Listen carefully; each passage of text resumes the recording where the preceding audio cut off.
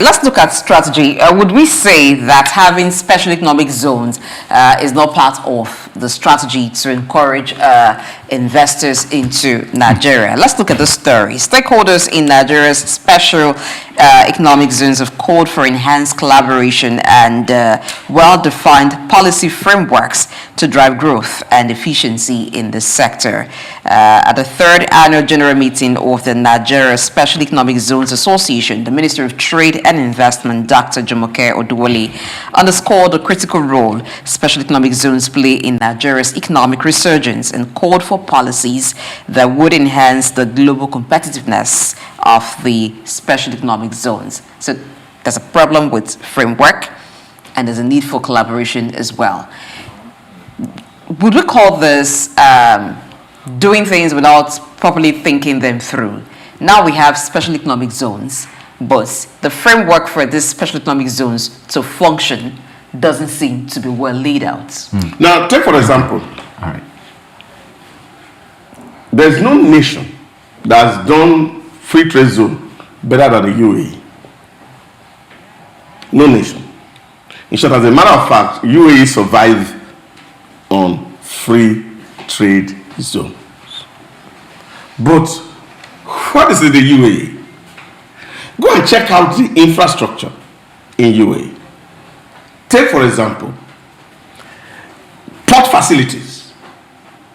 A single port in the UAE can take all what African ports put together can receive in a month, in 1 day.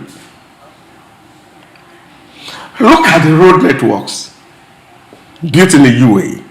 Whether it's the speed train, whether are the airports, whether they are the roads, go and check them out. They are first class. Energy, they are sufficient. And above all, which is the mother of them all, security. UAE is seen as number one. Your fund is safe. Your life is safe. Your investment is safe. Corporate tax is zero. Personal income tax was zero. So as long as you are there, you do your business.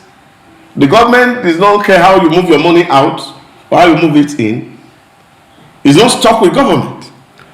And you also find that the financial institutions in the UAE are strong enough that if you are able to register in the UAE a business today, the banks are chasing you to give you money at a single digit to start operation.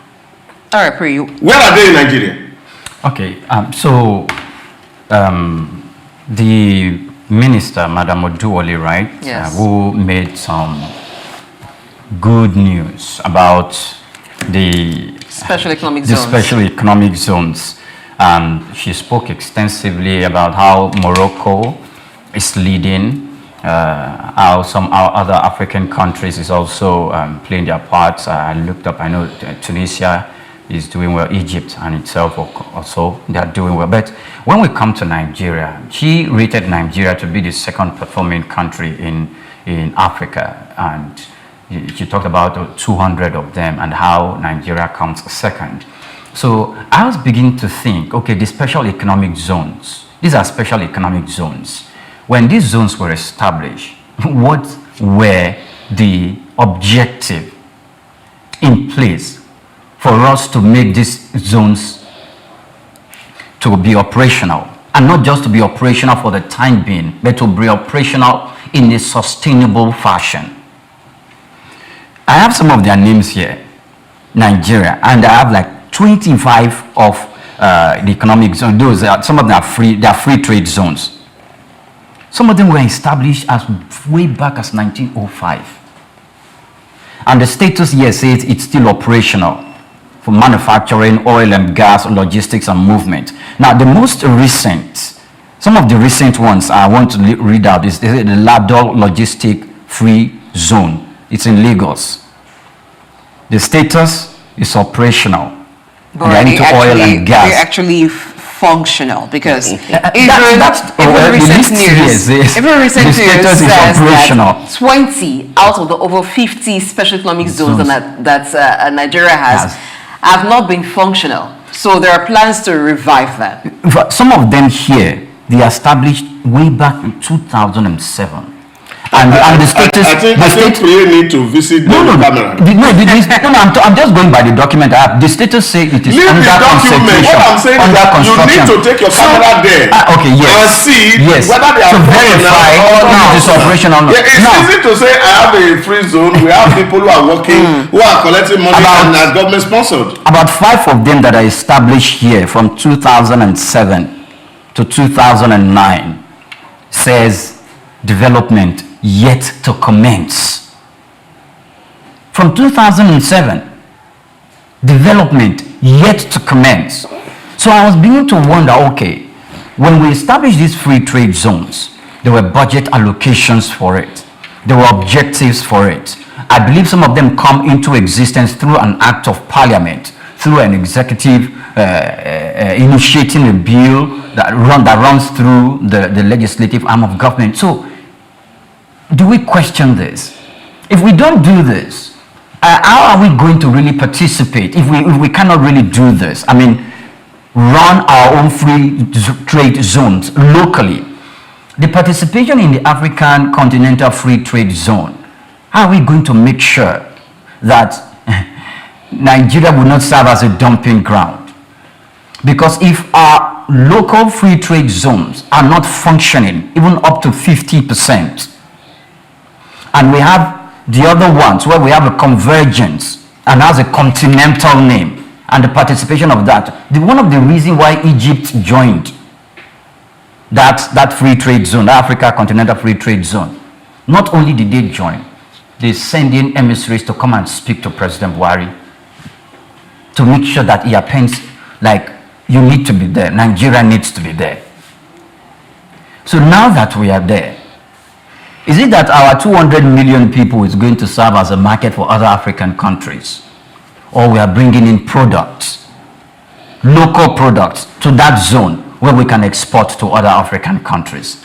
All right, let's look at our own first. Let's look at our own special economic zones before we talk about the AFCT.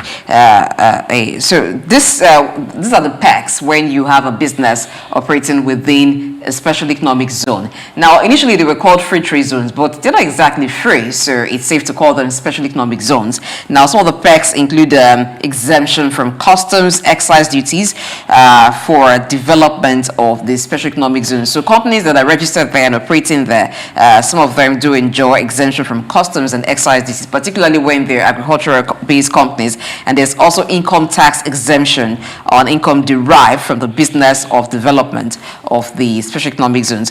But basically, the benefit here is tax exemption, tax waiver for some of them there. But within the economic zones, let's look at the infrastructure provided for those businesses to function. I'll give you an example of an industrial hub. So there is an industrial hub in Edo State, and this was set up by the government to aid manufacturing, producing companies that are into production. So there, but the basic infrastructure there is power, so that if you have your industry set up somewhere else, you may be challenged with power. But if you are located within the industrial hub, power is available regularly for you, and the power is not sourced from the national grid. It's by the state-owned generation, so you are sure of power, and it's ensured that the rates you pay there is something that businesses can also cope with. So there's security and there is a network. So whoever comes in there, for instance, knows that I can find this type of business here, I can find that type of business here. I think that's a prototype of what a special economic zone should be at a large scale. Yeah, you are very correct. And I think that's why I have said that there's no country that had modeled this better than the United Arab Emirates, who had deliberately put structures in place. That's why I said, if you see their port facilities, airport facilities, logistic facilities, even including cold storage facilities that have been put in place to ensure that if you're operating in this environment, you have almost everything you get. Security of life and property is guaranteed 100%. Fund security is guaranteed.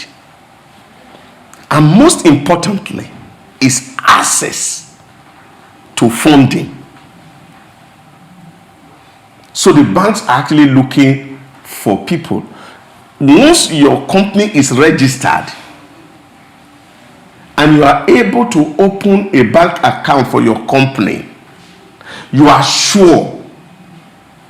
In short, you don't even need to go and be, once that documentation of your company is done, is enough guarantee for the banks to give you loan to run. These are incentives, apart from the tax, holidays, custom clearing that you put in place. A lot of things. Take for example in the UAE, clearing of all vehicle, whether it's big or small, is one straight 5% custom levy and duty. That's what it is. Any vehicle that is coming into UAE is 5%. And that's what government takes for customs. So it's simple. It's one stop. You are not asking port authority charges, custom charges, immigration charges. No, it's one straight 5%. And once it's taken by government, it's taken by government. Every government agency participates in it. Now, there's no opacity in its practice. It's transparent. And so people are willing and they come to the UAE and you can have a conversation with the government and talk with them, and everybody is about how the average Emirati gets a good life. And if that becomes our focus as a nation, that we're doing things intentionally to see that people that are around us have the best of life, some of these things that we're talking about will not be here. And that is why I started by saying what is lacking in our environment is not the intellectual capacity. It's not even the infrastructure, because the day we agree that yes, we want to do things for the interest of our country, a lot of things will work well. Look at the where Dangote refinery is located here. Check out the access road. It's just now that the federal government is trying to construct a road to connect that place. When that plant was being commissioned, if you don't have a four-wheeler, you cannot drive in there. But these are things that should have been done as complementary efforts. And you can even imagine how much Dangote is spending to even build road infrastructure to connect his facilities, whether it's your Bajana, whether it's the one in Lagos. So you are finding that government needs to understand that when we want to do something, we should be strategic. We're not looking at what I can easily gain out before I leave government. I have made something for myself. And as long as we are taking individual in everything we do, we will remain in this circle. But the day we start to think for the common good, which built Singapore, and the man was determined to create an environment safe for people to bring in their capital, and was working hard, changing the mindset of the Singaporeans toward in foreign investors. That day, Singapore changed for good. And I think that is what the elite that govern us, especially when we even have a president that is determined to reform the entire process, he needs the support of the bureaucracy to be able to guarantee that space for investment to come in. Because when investors are coming, they want to see things that are smooth. They want to see things transparent. And I'm also very happy that yesterday, the Nigerian Institute of Strategic Studies had dropped a document for the president to see that we can have onegovernment.org in Nigeria, where everything that happens around government can be done on one single portal. What is the role of even the people, the common man here, in aiding some of these special economic zones, in aiding businesses here? Now, we find a situation where for businesses that are located in areas where there are no access, like Doug pointed out, some of them have to construct roads by themselves. But even when they want to do that, sometimes government stands in their way and saying you do not have the right to construct road as an individual, so you must pass through the fund, through government. Now, sometimes even in their operations, you have host communities acting as a barrier to the business progress, saying you must give the community this amount of money in order for you to operate. You must employ some of our people, you know, whether or not they're qualified is a later issue. They're saying we must have a stake in this. This thing of what's the need for me? What's the need for me? Can we have it and still is on the right track? Can people still have legitimate something for them in everything and it works? It's a systemic problem. I will challenge. Fine. First of all, if they are agitating in the establishment of whatever, maybe in an infrastructure, government wants to build road, and if they are agitating that, look, some of our children will need to work here because we want them to have a job. I see that as a justifiable reason.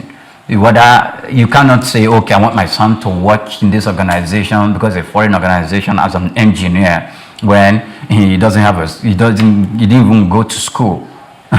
But the company will know how to handle that because what they need is a job. But those people who stand on the way that look, you can't do this. There are several cases I've heard, even in some parts of Lagos, where this is the specific case I even know about, where someone came, he's even a Nigerian, and he built a very nice hotel in that vicinity. There was a local chief, a local king in that vicinity. And because he built that hotel there, the roads were bad, and he wanted to fix the road. And the local king demanded that the money to be used to fix that road should be given to him so he can fix it. And of course, as a wise businessman, he refused, he declined. That road stayed there for years.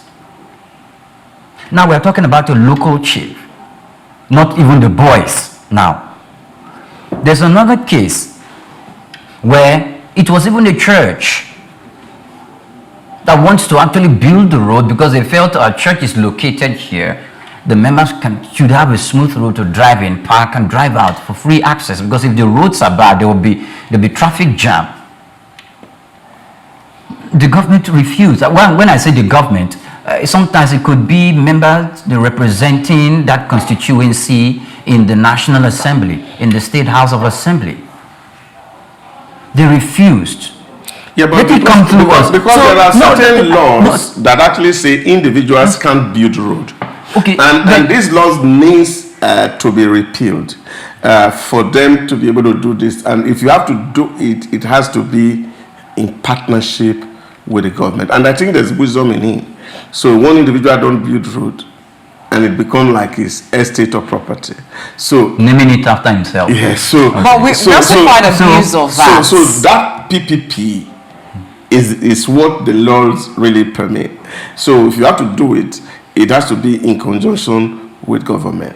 But however, not giving the money to the government. But yeah, of course, and I think it's like that. I remember some years ago when Spintech wanted to also do one road, I say it's a local road, so you have to do it in conjunction with the local government. But they are also not too sure that if we give this process to the government, that we are going to see the road done. But there are specific arrangement that can be entered into, because if you look, for example, the Oworo-Shoki-Apapa Road, Dangote built it, but it built it on behalf of government, in place for tax exemption. So certain arrangements can happen. Can happen, yes, for individuals. So what you're doing here is that you're building this road, and government is saying, well, this is the tax you are paying. We have calculated it for this number of years. Use it to build this road for us, and then of course we will not take the tax from you. So it's like a loan to the government. To the government. Okay, so, when such arrangements exist, exists, I yeah. think Yes. businesses will want to key into it. But when you want to hamstrung businesses and say you want to exploit the law by saying as an individual you do not have the right to build roads, so you must pass the money through the government and then the government handles the project. No. And then in So some Blessing, cases we see that I the was going road to- never actually is built or a shoddy job is done. That creates fear in the businessman to say, if I give my money to you and the road doesn't, you don't build the road or you don't build it to standard, I'm the one who runs and lost here. And then they say, okay, well, let's have it your way. No road is constructed. The businessman is frustrated at the end of the day. In fact, there's another case I wanted to point out. The reason why those touts and those boys do that, because they feel, I think I mentioned or I referenced it yesterday, they feel, look, this government, from their body language and from how they've been having some form of combat with the EFCC, the ICPC, maybe some of them are done with the administration and the rot that comes into public and how a public official siphon public money away. And the boys are beginning to have conversation. All these people, they are just there to take their own national cake and stuff like that. Some of their reasons could be that, but it's not justifiable. There's an organization, a bank in this country, not in Lagos, somewhere in Osun State, in a very big federal university, built an Olympic standard swimming pool for a tertiary organization. Now, it built that through the corporate social responsibility arm in which it is dealing with the public and with the school. The reason why it did that was because that school was going to be hosting the the all universities game in that school and in Osun State. So the bank actually built that and refurbished the whole stadium in the school, and it was, in fact, you'll be proud you are in that school. So these are things that organizations can do, and government should not hamstrung. In fact, when boys or when street louds are coming to hamstrung any organization that wants to do things, the government should go out with full force against those kind of people, because they are restraining development and they want to maintain the status quo where we cannot go anywhere. But there's something that Blessing says, which of course for me is also something that we really need to pass out to Nigerians here. You see, people spend money to build infrastructure. Government spend money to build infrastructure. And then you're having private citizens who are vandalizing those infrastructure. And that's one big challenge and the failure of our state. And we cannot but emphasize it. You look at it this way. People say, oh, because people are hungry. Oh, there's poverty in the land. Oh, there's a reason for them to have done it. There is no reason good enough for anybody to go break in infrastructure built with public money. And that's why I stay with Peter Eichie on the theory of the two publics. You can imagine if that was done in a rural community, that person will be cursed and will be ostracized from their society. And I think we as communities also must need to come together to ensure that our children don't vandalize infrastructure that government is putting in place. And if it is situated in our locality, we also have the responsibility to ensure that that asset is safe and not unduly vandalized by youths. This is important. This is critical. Because if you put something down and you keep replacing it and replacing it, the money that would have been meant to do or solve other problem, we keep channeling it to one source. In short, as a matter of fact, the power sector and the energy sector in Nigeria is facing the biggest problem of vandalism. People remove cable, people vandalize transformer, and sometimes I imagine how they're able to do this. and shut down the entire community for having light just because of private gain and greed.